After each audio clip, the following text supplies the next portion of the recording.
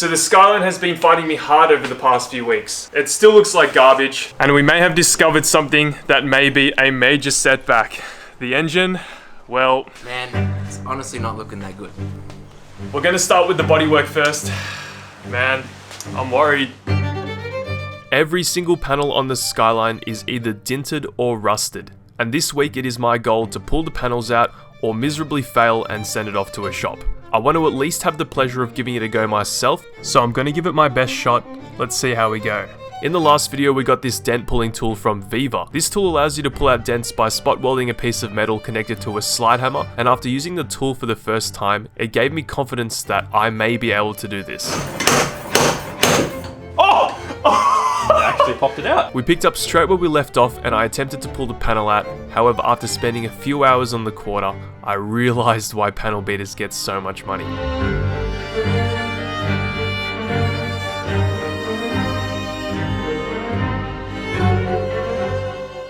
Alright guys, we have the glass removalist here. He's going ahead, removing the glass. Yeah, we're getting him to remove these rear quarter glasses and the rear right here, and hopefully comes out all good, but this car's very old, so it's probably going to come out like shit. Hopefully it doesn't smash. To make sure I could get to all the dented and rust affected panels, I called up a mobile glass removalist and he made quick work removing the rear quarter glasses. He also needed to remove the rear glass as there was some pretty bad rust spots underneath it, and of course it came with some issues. Alright guys, so we're having a bit of problem removing the rear glass. So this little washer piece right there for the windscreen wiper, the rear windscreen wiper is seized up and this bolt doesn't want to come out, so we might have to break it to get it off. The rear wiper motor bolt was seized and there was no way of removing it with tools, so we had to cut it down with a grinder, and after some elbow grease we got the rear glass out. Now guys, in all honesty, I have little to zero experience doing any bodywork on a car. This is going to be my first attempt, and there's really only one way to learn, so I guess we're going to have to learn today. Now before we start, I want to show you this tee which is available at benkyspec.com. There is only about 15 left, and if you grab one of these tees, you will be getting a piece of my Skyline in your order. The first tee is officially gone. It's completely sold out. These will be gone soon, and if you want to help support the Skyline behind me, please go benkyspec.com. Let's get into the bodywork. I'm super nervous.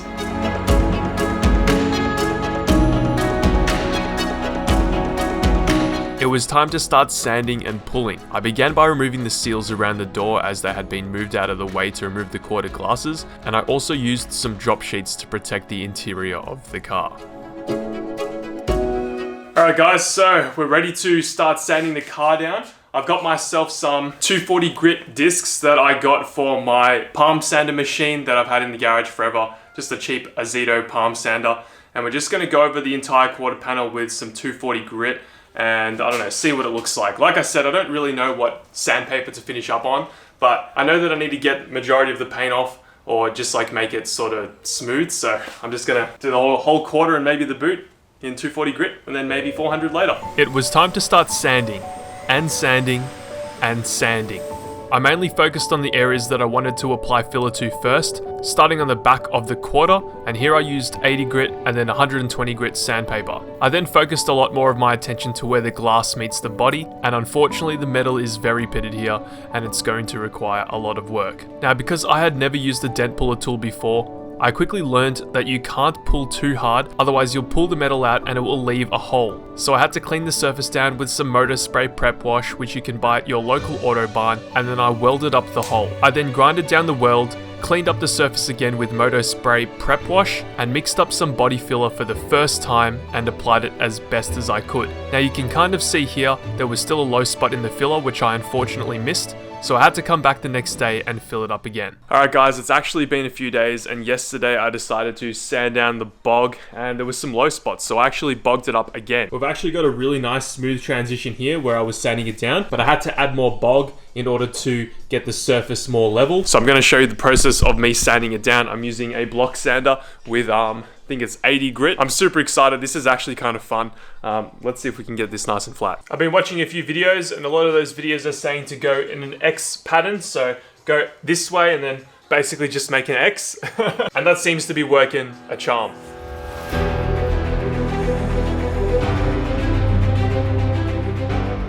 Alright guys, check this out. I've been sanding this for the past few hours and I think we've got it pretty flat. Now I'm pretty impatient and I've never done this before, so I kind of want to see the results of my sanding. So I'm going to just like lay a little bit of primer over it to see how flat I got it. Wow, that is like pretty perfect. Alright, the next thing that I need to do is I need to get rid of all the residue left from the windscreen. So the stuff that sticks it on, it's all stuck to this panel behind here because we need to see what sort of condition that the metal is in underneath. I'm going to go ahead and just start using this drill bit and I'm just going to get rid of everything. You guessed it, more sanding was required. I started by removing all the glue out of where the windscreen meets the body, and then I tried my best to remove as much of the rust as possible. The metal was all pitted, so in order to remove that top layer of rust, I had to sand deep into the body of the car, which created a low spot, which I can fill afterwards. I then removed the side skirt as it covers a bit of the quarter panel, and then I removed even more paint hidden beneath where the side skirt mounts. I had to focus my attention here as there was a huge gap between the skirt and the quarter, and after hours of tapping the metal, we got it to look somewhat okay.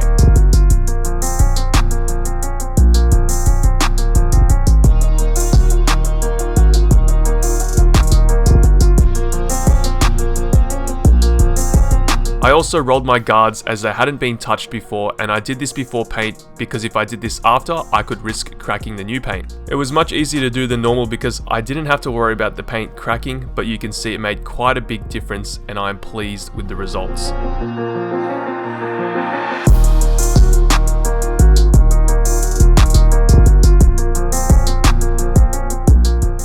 Alright, so in the past few days, this is what we've accomplished on the rear quarter panel right here.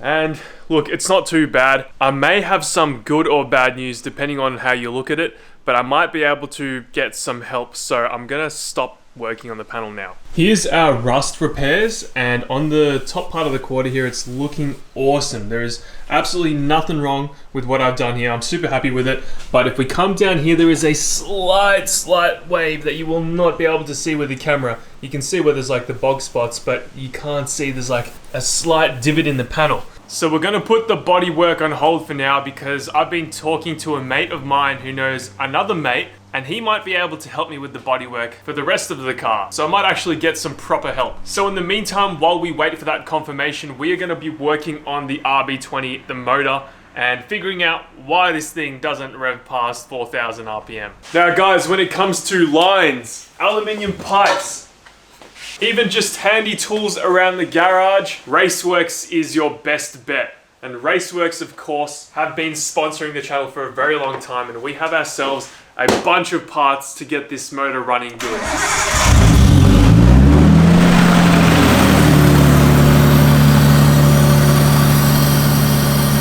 Now, one thing that I've learned with these RBs is that they are very sensitive to vacuum leaks of any kind, and of course you can see we don't actually even have the intercooler connected. We also have this massive vacuum line leak right there. We've got cracks in some of the hoses, as you can probably see right there. So today's goal is to try to plumb this all up. I also managed to secure a standard intercooler from Facebook Marketplace, so we have one of those as well that we're going to install. Fingers crossed we got all the parts, but I'm pretty sure we do. Let's go! Raceworks have been a long-time supporter of the channel. I've used their products on all of my builds, and today we're using their cooler pipes, which will hopefully enable the car to rev out, as for some reason it fuel cuts at 4,000 RPM. I started by making the inlet pipe for the turbo, which only required one 90-degree bend. I did have to chop it up to get it to sit correctly in the engine bay, and after some grinding, it looked awesome. Guys, look how good this looks. It's super clean. The pipe lines up perfectly because the mass airflow sensor needs to be somewhere around here in order to fit and clear everything. So before we actually put the mass airflow sensor on, we also need to position everything in order to cut this pipe one more time, as we are going to be installing a pod filter. Now, because there is a breather on top of the RB20 going to the turbo inlet from factory, we have to recreate that. And honestly, I find fabricating so therapeutic. We had to drill a hole into the aluminium 90, and then we have this pipe that is the same diameter as the port on the valve cover. I then went over to the welder and welded everything together. And man, it is so convenient having a welder in the garage. It's definitely an investment that has paid off. I've still got it. I did some of the best alley welds I've done in a long time just then. Not bad at all. Wow, that is clean as. God damn. It's actually the next day, and here's the intercooler setup that we have for this thing. We have the standard intercooler. We're gonna try and mock everything up, and hopefully we can get this all plumbed up today. It was time to fit the intercooler, and it didn't help that the factory holes for the cooler pipes had been absolutely destroyed. Now, some of you might be questioning why I'm custom fabricating everything when I could just buy the standard cooler pipes. Well, here's the issue. They are extremely hard to find. And I'd rather just get the car running now properly rather than having to wait for someone to list them on Facebook Marketplace. Now, luckily the bends weren't too difficult. For the cooler to throttle body pipe, it only required a 90-degree bend, and for the turbo to intercooler pipe, it required a 45 welded to a 90. So little fabrication was required, and we got awesome results that will flow better from factory and look better than factory.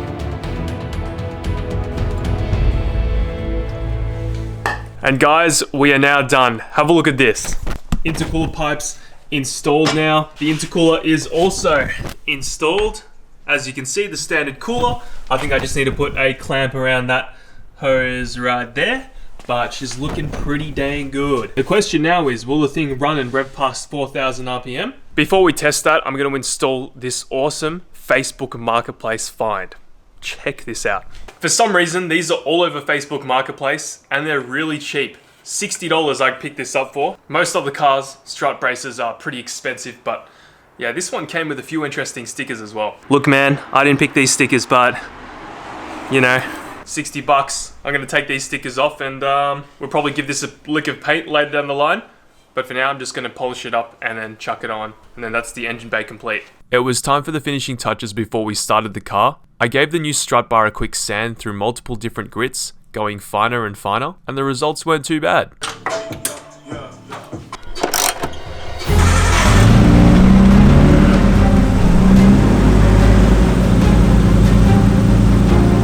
Wow. Alright, I didn't record that, but the thing just died. Don't know what's going on there, but let's try to start it again.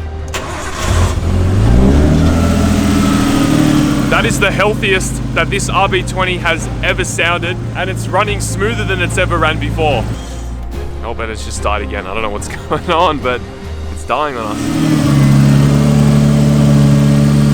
Before I rev it out, I'm gonna let the car warm up for a second, but it's so cool seeing the Chaser and the Skyline sitting here together for the very first time. I honestly never thought that I'd have two of these cars side by side. A classic JDM Skyline and of course the legendary Toyota Chaser, the 4-door Supra.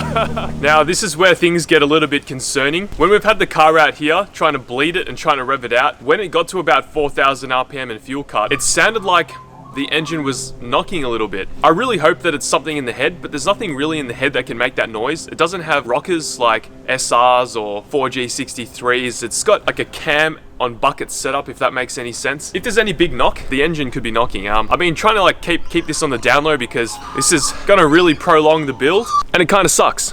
I'm not gonna lie, kind of sucks. Am I surprised? Well, not really. The engine was found in a barn, hadn't even been running for ages, so I don't really care. If it's knocking, it's knocking. It is what it is.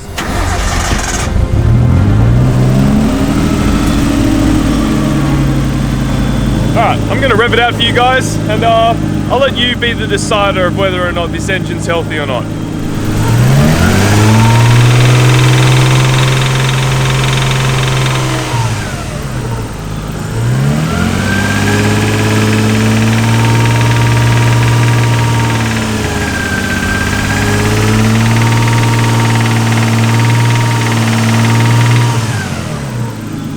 You know, there's a lot of videos online where people are like, oh yeah, my engine's knocking, it's got rod knock and stuff. And usually, you know, it's usually something in the head, but I think it's actually got bottom end rod knock, which is such a shame. I'm not sad, I'm not really surprised. It is what it is. RB20s aren't that expensive. I mean, they're a few grand, but it's a bit of a shame, but I'm not really surprised. It is what it is. The engine seems like it is knocking. However, if you think it's not, please comment down below what you think the problem might be, because that noise is very concerning. It is an option to do an engine swap later down the line, but first, let me explain what I think I'm gonna do. Look guys, it is what it is. The car might have rod knock, but that's not deterring me from finishing this build. You're probably asking yourselves, what have I got planned now? Another thing that I've sort of been keeping from you guys is that this car is uncomplied and it's going to be very difficult to get on the road if we do an engine swap and then take it to get all of its inspections. So it does still need an RB20 in order to get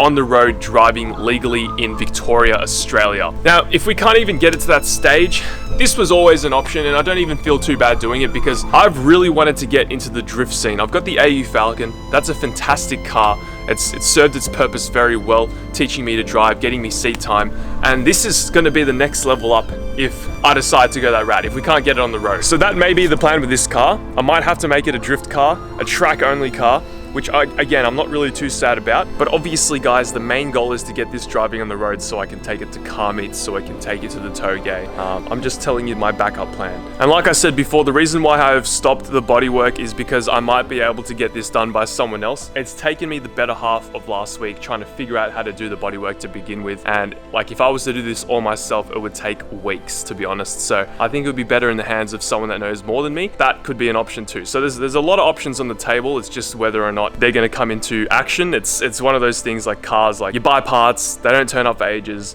you have a schedule, and like, you know, things just don't work out. So I just want to make it clear again, guys, I'm not really cut, I'm not really surprised. It is what it is. We're gonna rock with the RB20 until we can get this thing roadworthy or complied or whatever, and then we'll see its fate from there. But for now, we need to get the bodywork done. Need to make this thing look good. I appreciate you guys watching the videos on the R32. A lot of you guys want me to say that in the videos, the R32. And I guess I'll see you in the next one. Cheers for your support. BenkySpec.com if you want to support the channel, and I'll see you later.